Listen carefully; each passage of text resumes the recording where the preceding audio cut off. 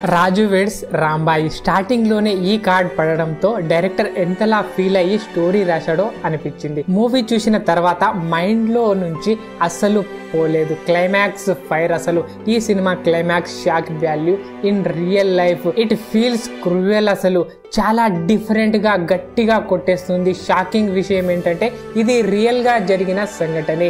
ఇది మన సొసైటీలో ఇంకా ఉన్న ఒక డార్క్ రియాలిటీని గట్టిగా కొడుతుంది. ట్రూ కల్ట్ ఫిల్మ్ ఇది. First half beautiful love story, fun moment and emotional interval block చేశారు డైరెక్టర్. సెకండ్ హాఫ్ ఎలా సాగింది అండ్ రియల్ స్టోరీ ఎలా పుట్టింది తెలుసుకునే ముందు వీడియోని లైక్ చేసి హైప్ చేయండి. సెకండ్ హాఫ్ క్లైమాక్స్ చాలా హార్డ్, అంటే చాలా హార్డ్ ఉంది. అసలు ఖమ్మం వరంగల్ బోర్డర్ లో ఏరియాలో జరిగిన tragic love story, rural Telangana backdrop లో సింపుల్ గా మొదలై మైండ్ బ్లోయింగ్ క్లైమాక్స్ తో షాక్ ఇచ్చేలా ఉంటుంది.